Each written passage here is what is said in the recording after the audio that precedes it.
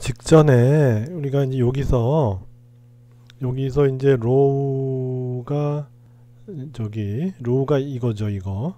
그죠? 이거. Q 나누기 3분의 4 파이 A 3승해서 그게 로우잖아요. 그걸 계산해 이제 할래다가 말았죠. 여기 복잡해 갖고 하는데 여기 있어 갖고 그래서 이제 요거 계산한 거예요, 요게. 아까 하다가 복잡하니까 그냥 넘어갔는데 여기 있네요. 예, 놓쳤는데 지금이라도 다시 와서 로우가 이제 3분의 4 파이 A 3승분의 Q고, 다음에 엡실론 제로는 K가 4 파이 엡실론 제로분의 1이니까 엡실론 제로분의 1이라고 하는 거는 엡실론 제로라고 하는 건 4파이 K분의 1이에요. 그죠? 그래서 엡실론 제로라고 하는 거는 4파이 K분의 1 이렇게 갖고 이제 그 다음에 이제 여기 R 있으니까 R 해서 이제 계산을 해 보면 여기 이제 이런 거 일단 다 4파이 4파이 다 없어지면은 정기장 2는 여기 이제 K분의 1이니까 올라가면 K2가 되죠. 그죠? K2가 되고 여기 A3승 있죠. A3승 Q 그 다음에 여기 R 이렇게 돼요. 그러니까 이렇게 쓸 수도 있고, 그러니까 밀도의 함수로. 근데 이제 밀도 또한 상수니까. 그리고 처음에 주어진 게 이제 Q를 줬으니까 그럴 때는 전체 전화로 표현하는 것도 괜찮아요. 그렇게 해서 이제 요 로우 대신에 이제 Q로 표현한 거죠. 이걸 이용해서 Q로 표현하면 K의 A 3승분의 R이 돼서, 그렇게 해서 이제 이걸로 이제 R이 A가 되면 어떻게 되느냐? R이 A가 되면은 K2에 R이 A면은 A고 A 3승이니까 A 제곱분의 Q가 되잖아요. 그죠? 그리고 여기도 마찬가지죠. 요 식으로도 마찬가지로 이제 R이 A가 되면 어떻게 되냐 하면 2가 K2 곱하기 R이 A니까 A 제곱분의 Q 해서 두 식이 같죠. 같아서 요점에서 연속이 되는 거죠. 그죠? 그렇게 해서 모양이 이제 이렇게 뾰족하게 이렇게 이제 변화하는 이렇게 모양이 돼요. 그래서 요 A보다 작은 지역에서는 이 R에 비례해서 R의 1차 함수로 쭉 가다가 A부터는 이제 R 제곱에 반비례하는 함수로 이렇게 가고, 그리고 요 점에서는 이제 요 두 식이 일치해야죠, 값이. 그래서 그 값이 이제 K2의 A 제곱분의 Q가 되는 것이죠.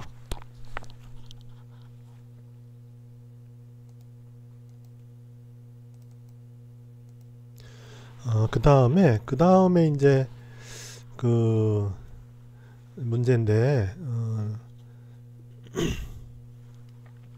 우리는 앞에서 어떤 걸 한 적이 있냐 하면은 이제 이거 보면 이제 플러스 쭉 돼 있죠. 그래서 플러스 쭉 돼 있고 이렇게 돼 있고, 그다음 여기서부터 거리가 뭐 A 떨어진 요 길이가 뭐 L이고 뭐 그런 거 앞에 있었죠. 그죠? 길이가 L이고 A 떨어진 요 지점에서의 전기장 벡터를 구하라. 그리고 여기 있는 전체 전하량이 이제 뭐 Q다, 뭐 그런 식으로 해서 전기장을 구했죠. 그래서 이런 선형 전하 분포가 있는데, 선형 전하 분포의 한쪽 끝에서 이제 어느 정도 거리 떨어진 지점에서의 전기장을 앞에서 이제 구했어요.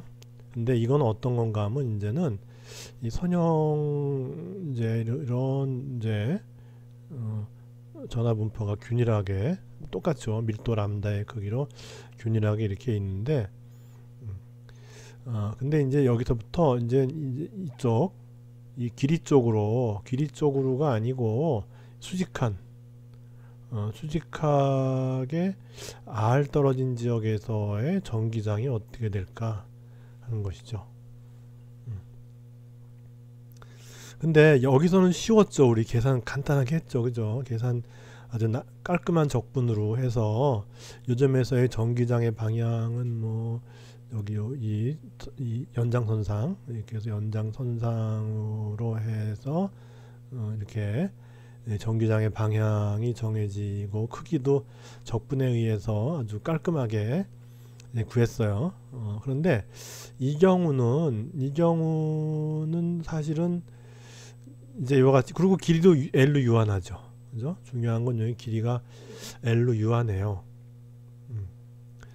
그런데 여기서는 조건이 보세요. 단위 길이당 양전하가 밀도 람다 큐로 균일하게 대전되어 있는, 여기까지 똑같죠. 그죠? 이제 밀도 람다로 여기 이제 보면 이제 Q 나누기 L 하면 이건 람다잖아요. 그죠? 그렇게 해서 뭐 같은 뭐 특별히 다른 거 없이 이제 균일한 밀도 람다로 이제 대전되어 있는 길이 L인 그런 이제 막대로부터 이제 거리 A인 지점에서의 전기장 벡터를 구한 거고, 근데 이거는 어떻게 돼요? 여기까지는 똑같은데 이건 이제 우리가 이제 여기서부터 이쪽을 구하려면은 이거는 무한히 길어야 돼요. 무한히 길고 고든 거는 뭐 직선상에 이제 있다고 해야 계산이 편하니까 그건 뭐 당연한 거고, 이제 중요한 건 무한히 길어야 돼요. 무한히 길어요. 그럴 때 이제 어떻게 되느냐 하는 건데, 이제 여기서 무한히 길지 않으면 문제가 뭐냐 하면, 예를 들어서 이렇게 유한하다고 봅시다. 이게 여기서 이제 길이가 뭐 L이에요. 그러면 예를 들어 이 점에서의 전기장을 여기서부터 이쯤 되는 전기장을 할지 이쯤 되는 전기장을 할지 이제 그런 것도 이제 문제가 되죠. 그죠? 다르겠죠, 당연히. 왜냐하면 여기쯤 있으면은 이제 가운데 있으면 이제 두 개가 이제 대칭적으로 이렇게 분포하고 있지만은 한쪽으로 치우치면은 이건 좀 달라지죠. 그리고 유한하기 때문에 계산이 이 수직으로 이렇게 한 거는 좀 이제 계산이 간단하지가 않아요. 그죠? 계산을 이제 예를 들어 이제 거리를 갖다 이제 있으면 돼야 되는데, 가운데 있으면은 그래도 이제 뭐 대칭성이 있으니까 괜찮은데, 가운데 있지 않은 경우에는 길이가 하나는 이렇게 되고 하나는 또 이렇게 되잖아요. 그러니까 길이도 이제 다르고 해서 복잡한데, 근데 반면에 이제 무한히 길게 되면 어떻게 되느냐? 무한히 길게 되면 이제 이 중에서 불편한 점을 해소할 수 있어요. 예를 들면 이렇게 이제 이렇게 중간이 아니고 이렇게 이제 비대칭적인 경우에는 이 점에서는 전기장이, 이쪽에 있는 전기장은 예를 들어 이렇게 가죠. 그죠? 그리고 거리가 멀기 때문에 전기장이 작아요. 이쪽에 있는 부분은 거리가 짧으니까 세면서 각도가 다르죠. 이렇게 가죠. 그죠? 이렇게 예를 들면 이렇게 되면은 이제 이 둘을 합성하면은 복잡해지죠. 이렇게 합성하면은 이게 이렇게 가니까 이거는 이 막대에 수직하게 되면 좋겠는데 수직하지 않죠. 그죠? 중앙에서만 이제 수직한 것이고, 이제 그렇게 되죠. 근데 이게 무한히 길면은 이제 그런 걱정할 필요가 없죠. 이게 무한히 길면은 결국은 전기장은 이게 무한히 긴 경우는 결국은 어떤 이제 요 지오메트릭한 뭐 위치 차이에 의한 어떤 그런 효과는 없죠. 왜냐하면 무한히 기니까. 그죠? 그렇게 해서 결국은 이게 무한히 길게 되면은 결국은 전기장 벡터의 방향은 결국은 마치 유한할 때 이 중앙에서의 그 전기장 벡터처럼 요 막대에 수직한 방향으로 전기장이 나가게 돼요. 그게 중요한 거죠. 그래서 이제 무한히 길다고 한 거예요. 무한히 길다고 한 얘기는 막대의 어느 지점을 잡더라도 무한히 길기 때문에 이게 위쪽으로 길이가 얼마 남고 아래쪽으로 길이가 얼마 남고 하는 것에 의미가 없죠. 무한히 기니까. 그죠? 그렇게 해서 그 경우에는 이 전기장 벡터의 방향이 요 막대의 그 길이 방향에 대해서 수직할 수밖에 없어요. 즉 이렇게 된 거죠. 이렇게 수직한 거예요. 이렇게 옆에서 보면 이렇게 수직하고, 그리고 위에서 보면은 이게 전하가 여기 이제 가운데 여기 이걸 중심으로 해서 쭉 이제 뻗어가는 그런 지오메트리가 있기 때문에 각 지점마다 전기장이 일단 크기가 다를 이유는 없죠. 전기장의 크기가 다를 이유는 없죠. 그죠? 그러니까 일단 전기장이 막대기에 수직한 거하고 그 다음에 요 중심으로부터 같은 거리에 있을 때 전기장의 크기는 같아야 된다는 거죠. 그렇게 된 거예요. 그 두 가지를 가지고서 우리가 이제 가우스 법칙을 적용시키는데 이용하면 돼요. 그러니까 전기장 벡터가 요 막대에 대해서 수직하고, 그리고 요 거리, 같은 거리 떨어져 있는 지점을 생각했을 때 각 지점에서 전기장 벡터의 방향은 다르지만 크기는 똑같다, 이렇게 되는 거죠. 그렇게 하고 나서 이제 우리가 이와 같은 실린더 모양을 잡아요. 이렇게. 그럼 패곡면이 되죠. 그렇게 하고서 이걸 적용하는 거예요. 이걸. 그렇게 하면 이제 일단 보면은 여기서 이 겉면에서는 전기장 벡터와 요 면적소하고, 결국은 요 면적소라고 하는 거는 마찬가지로 요게 실린더, 그러니까 원통이죠. 원통이기 때문에 이 방사상으로 뻗어나가는 전기장과 방사상으로 뻗어나가는 면적 벡터가 같은 방향이죠. 당연히. 그죠? 여기서 면적소를 잡았을 때 그 면적소의 벡터 방향은 당연히 면적소에 수직해야 되니까 그 전기장 벡터와 평행하죠.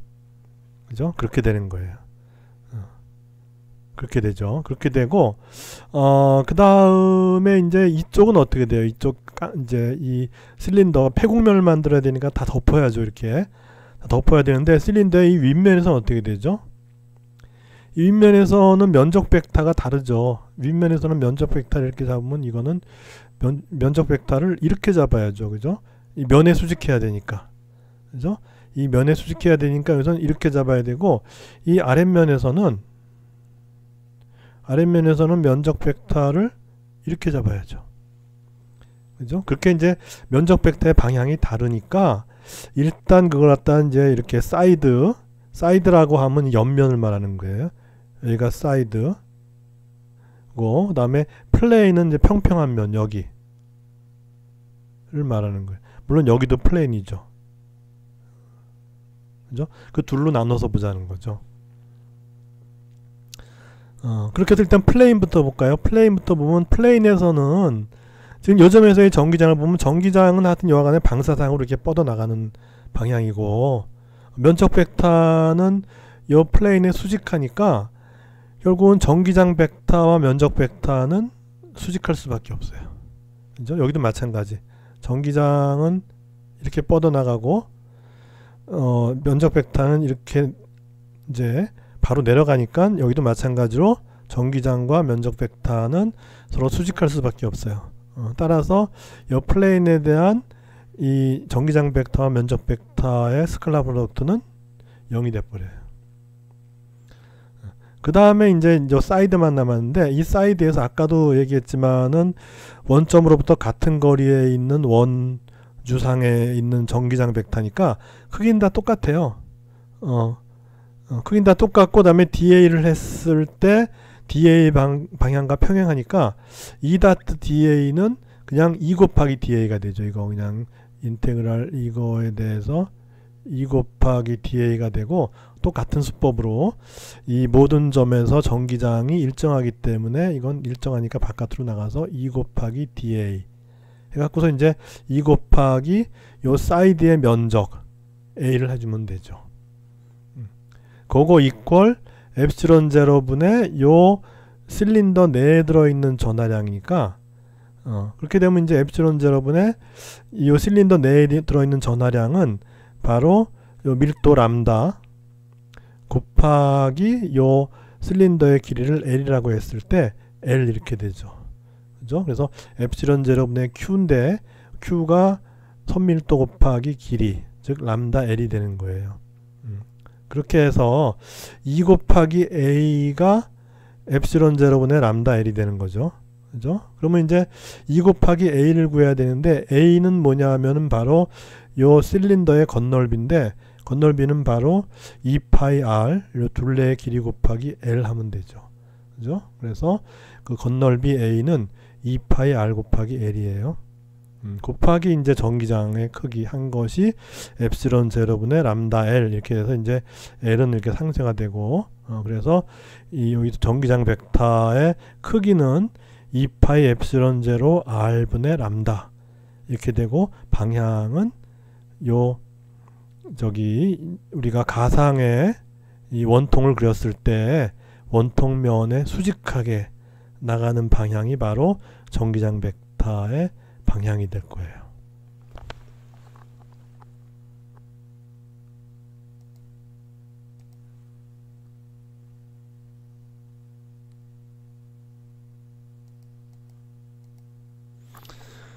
그리고 이제 그 다음 문제가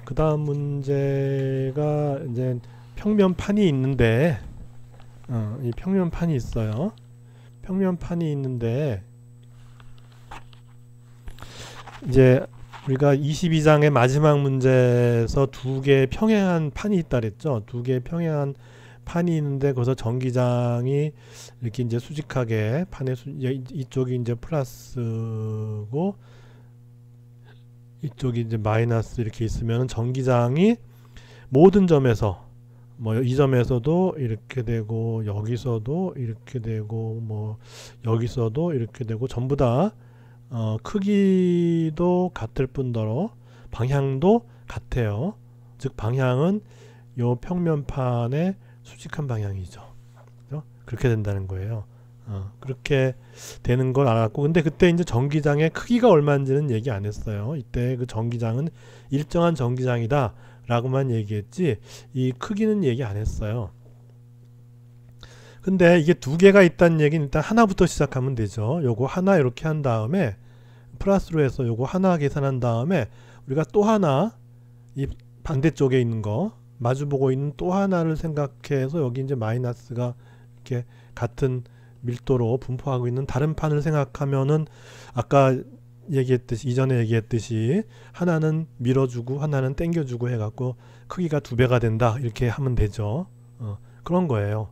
그렇게 해서 우리가 이제 전기장을 구하면 되는데 그래서 이제 구한 전기장이 바로 이 저기 두 개 마주보는 평행판 사이에 일정한 전기장이 존재한다면은 그 전기장은 바로 이제 각각의 판에 대해서 한 거를 더하는데 크기로 보면은 이제 두 개의 크기는 같고 하나는 밀어주고 하나는 당겨주니까 방향이 같아서 이제 각각이 2배가 된다 이랬는데 요거는 어디서 봤죠? 요거는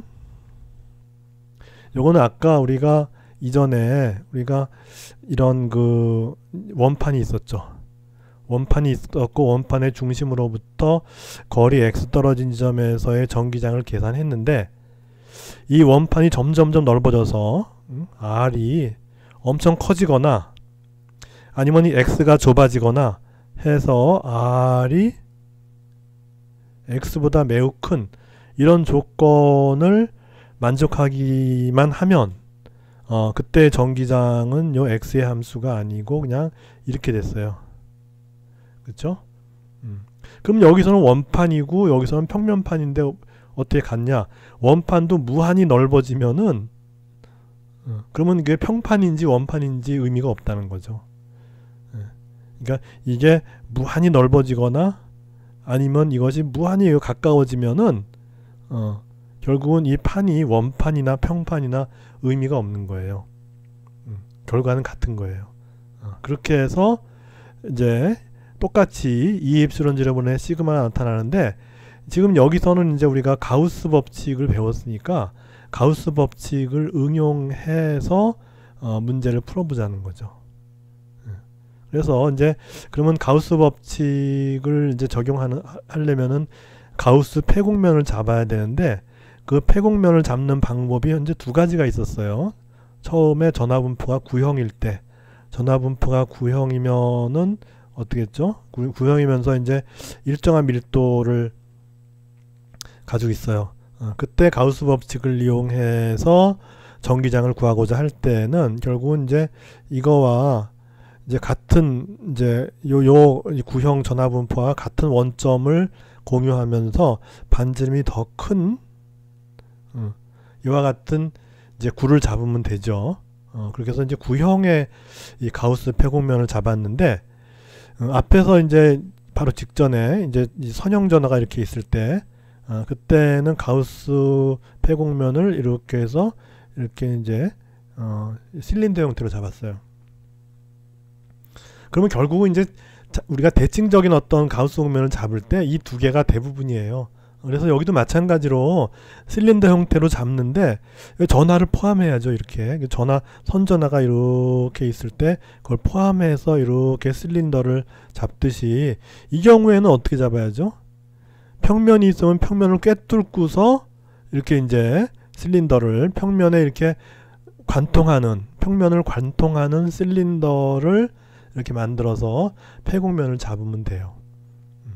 그리고 우리가 앞에 이 원통형, 앞에 이 원판형 전하분포에서 우리가 배웠던 지식을 이용해서 결국은 이 전기장이 이 원판이 엄청 넓으면은 여기서 지금 무한 평면이라 그랬으니까, 그죠?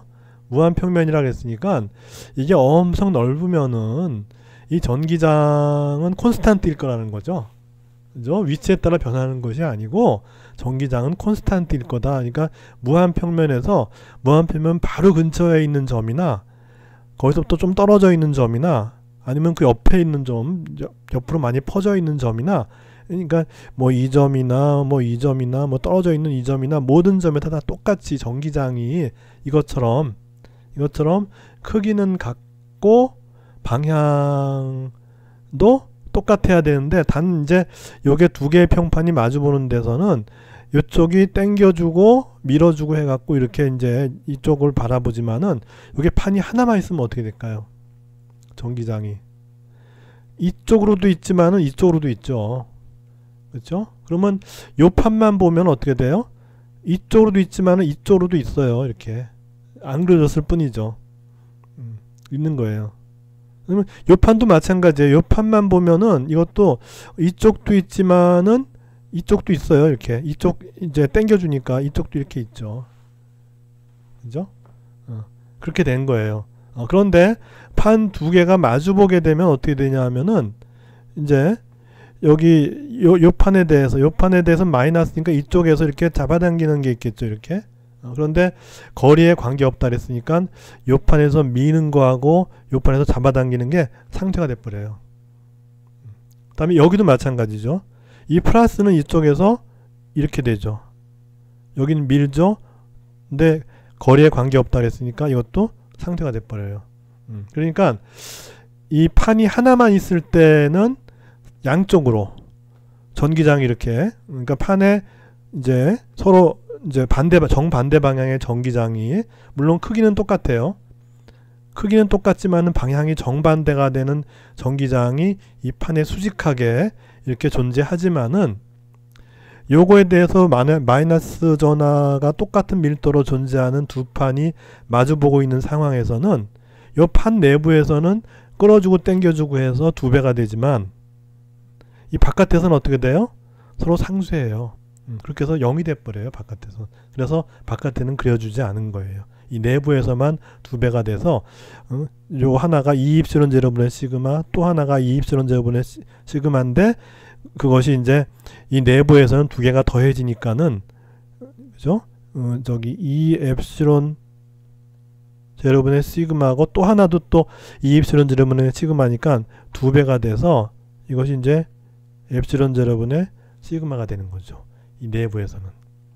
그리고 이 바깥에서는 0이 되죠. 여기도 0, 여기도 0.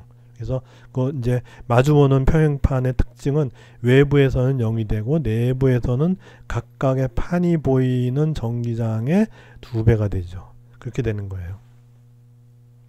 그래서 미리 얘기한 거고. 그래서 여기도 보면 이제 여기서 그러면 왜 이것도 2입실론 시그마가 되느냐? 이건 아까 앞에서 이 원판에 대해서 하면서 이제 R과 X가 R이 X보다 엄청 큰 그런 조건이 되면은 그때는 2입실론 제로분의 시그마가 된다는 거는 우리가 이제 저기 적분을 통해서 보였죠. 그죠? 적분으로 나온 그 결과에 이제 요 조건을 대입함으로써 이렇게 되는 걸 보였죠. 근데 여기서는 가우스 법칙을 이용해서 이렇게 되는 걸 보이고자 하는 거예요. 그럼 어떻게 되느냐? 이것도 마찬가지로 전기장이 이렇게 되니까 여기서는 보세요. 이쪽이 이제 여기 아까 우리 플레인이죠. 플레인. 이 플레인에서는 E가 이렇게 되고 A는 어떻게 되죠? 이렇게 되죠. 이게 A죠. 그러면 E와 A가 평행하죠. 그죠? 그렇게 해서 이 플레인에 대해서 이제 플럭스는 E 곱하기 A가 돼요. 그다음 여기는 어떻게 될까요?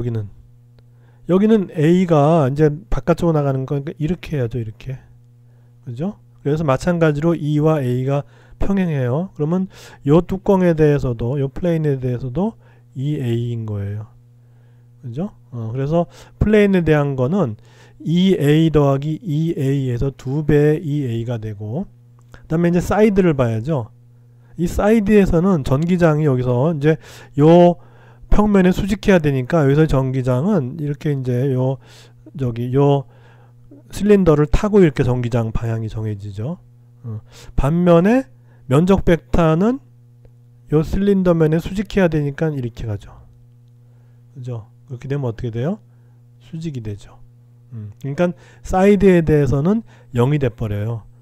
그러니까 두 뚜껑 플레인에 대한 것만 남아서 2배의 EA가 되고 그것이 엡실론 제로분의 Q인인데 요 밀도가 지금 시그마라 그랬으니까 요 내부에 요 깡통의 실린더에 의해서 갇힌 요 부분에 있는 전하는 어떻게 되냐 하면은 밀도 시그마 곱하기 요 면적은 같은 실린더의 단면이니까 A가 돼요. 그죠? 그러니까 요 갇혀있는 폐곡면에 갇혀있는 그 R자 전하는 시그마 A가 되는 거예요.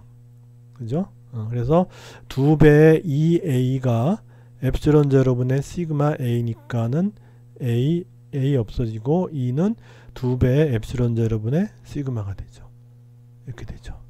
그죠? 그렇게 해서 우리가 가우스 법칙으로 얻은 이런 무한평판에서 이 평판으로부터의 거리에 관계없는 결과로 얻어지는 이런 그 전기장 값하고 우리가 이런 이 원판에서 수직거리 x 떨어진 지점에서의 전기장을 계산한 이후에 이 원판의 사이즈가 엄청 커지니까 이 R이 X에 비해서 엄청 커지는 그런 극한에서 얻어진 값은 같은 값이 됨을 보일 수가 있어서 우리가 이런 상황에서의 그 전기장의 유추가 이제 두 결과가 일치하니까